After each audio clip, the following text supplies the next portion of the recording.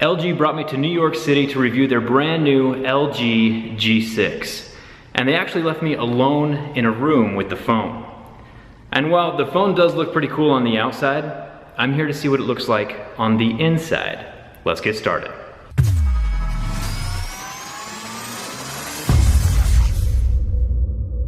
In front of me I have the LG G6 in two different colors, a brushed metallic silver and a glossy black version. These phones feel heavy and solid in my hand, and like I've mentioned in previous videos, that's a very good thing. My favorite thing about this phone so far though is the screen size. With that ratio, there is so much room for activities. The phone is completely flat too, no camera bump, no fingerprint scanner bump, and no earpiece hole. And no curved screen edge, which is also nice. When gripping a phone with a curved screen like the S7 Edge, the palm of my hand always touches the curve, making the phone hard to use with just one hand, so I'm glad LG is staying away from that type of design. But seriously, I hope this widescreen trend continues. This is the best looking phone I've seen in a long time. But I'm also about that inner beauty. So thank you to LG for sponsoring this video and letting me analyze this thing from the inside. Remember, this is not an activity that you want to attempt on your own. The phone has an IP68 water-resistant rating, which means that the back is sealed shut with adhesive. This is great for keeping the water out, but also makes the phone a bit harder to work on. Warming the phone up softens the adhesive. I also use a suction cup and my thin metal pry tool to lift up the bottom edge of the glass and slip my pry tool inside. The rear glass panel has a slight curve to it, so I'm using a soft paper business card to slice through the adhesive while not putting too much pressure on that curve of the glass. Once the back panel is off, we can see the golden contact points for the fingerprint scanner. The golden pads just rest on top of the motherboard to transfer signal. The back panel is made out of Gorilla Glass 5 and is surprisingly thin and very lightweight. The black and silver coloring on the LG G6 come from a light coating on the underside of the glass. This coating can be scratched off, but remember I'm scratching underneath the back panel right now. The exterior surface of the phone will not scratch like this.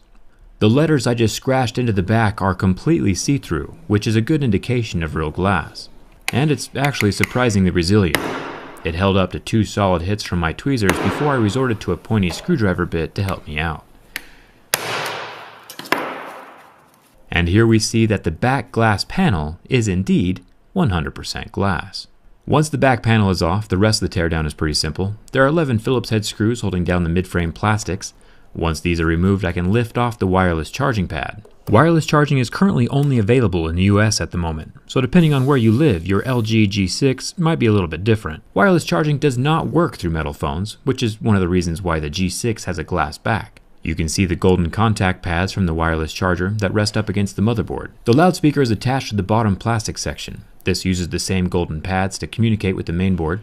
It's also interesting to note that the speaker is completely sealed off from the rest of the phone. So if water were somehow to get inside of the speaker through the frame, which I'll show you in a second, the liquid would not get into the more important components of the phone. The battery unsnaps easy enough, but there are no magic pull tabs like I've seen on some of the other phones. Luckily, some gentle heat softens the adhesive under the battery, and a little gentle prying can get it out. Notice I'm using a plastic tool for this part. Puncturing the battery with metal is very dangerous.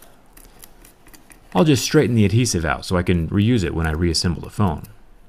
Good as new. One thing I noticed right off the bat is that the sides of the battery are completely straight up and down. If you remember, Samsung said one of the reasons their battery failed in the Note 7 was because of the curved corners causing a short between the diodes. With the completely straight sides on this LG battery, that particular fail point shouldn't be an issue. LG did tell me they have multiple fail-safes in place to ensure the batteries do not overcharge and overheat, which will help ensure long-term battery safety. Lithium batteries like this do pack a lot of energy and power though. LG did not give me permission to perform my next test, but since I have a pair of pointy tweezers, even though the battery clearly says do not puncture, instructions have never been my strong point. Watch closely. Even though I purposefully introduced a metal impurity into the lithium, there are no sparks or flames like we've seen with other phones. And as you saw from the beginning of this video, this battery had almost a full charge when we started, at 81%. That's impressive. A little bit of smoke, but no sparks or fire. Since the battery has been punctured though, I will not be installing it back inside of the phone. I am at LG, so I found a spare, and I'll be using the good unpunctured battery instead. To remove the motherboard from the phone, I'll unsnap the screen ribbon, the charging port ribbon, and the front-facing camera ribbon. Each of these are just like little Legos that unclip from the board. Then that SIM card and removable SD card tray comes out. I should have removed this at the beginning of the video, but I also just want to point out that this water-resistant phone has expandable memory. That deserves a thumbs up for sure. Flipping over the motherboard, we get our first look at the thermal gel that lies between the main processor and the copper heat pipe. The processor is the hottest part of a working cell phone, and there are several things working together to keep it cool. First of all, the frame of the phone is metal, and that processor is located directly in the center of the phone, and since metal is a good conductor of heat, the phone body itself is working as a heatsink. The bulk of the cooling is done by that thermal gel in the copper heat pipe though. This is even more effective than the metal frame. The copper is wicking heat away from the processor and pulling it towards the edge of the phone away from the main board and battery. Now, I've always been curious as to if these heat pipe contraptions actually work, so I set up a thermal imaging camera with two LG G6 phones in front of me. The one on the left with the circle sticker has no heat pipe inside of it, and the other, on the right, is a normal LG G6 with a heat pipe inside. And now that we are looking at the visible facts, it's easy to see that the phone with the heat pipe is performing much cooler. And a cooler phone means it will last longer and improve the lifespan of your device. A longer lasting phone is always a good thing. Now, I always perform durability tests on my cell phones. And while this is indeed an official LG G6, it's still a pre-production device, so I'm going to wait and test the actual retail version. I can still analyze this device though. This bottom corner has the water-resistant screen that helps keep water out of the phone. LG hasn't failed one of my durability tests yet, so I'm pretty confident in their structural integrity. There is a lot of metal inside this device. Up here at the top we find our headphone jack with its gold contact pads. The corners of this phone are pretty thick, and the antenna lines for signal strength can also be used to absorb the impact of corner drops, since plastic is more malleable than metal. I don't want to pick on Apple too much right now, but this Android phone has a headphone jack, removable memory, wireless charging, water resistance, and a screen the size of Texas. It's like comparing a Swiss Army knife to some fingernail clippers. There are two cameras inside of this LG G6. The main camera has the optical image stabilization, which means that the camera physically moves around inside of the phone like a gimbal to stabilize your pictures and video. The wide-angle camera lens is solid. It's only the main camera that has the OIS on it. I'll just snap these components back into place like little Legos, and then I'll move on to the charging port. This little component has both the USB-C charging port on it and the microphone. You can see the adhesive on the microphone stretches as I pull it away from the metal frame. This adhesive is part of the waterproofing. The charging port has a yellow rubber ring around the tip that helps keep water outside of the phone. Now, the average person is never going to attempt any of this, but it's still interesting to see how all of these components are assembled.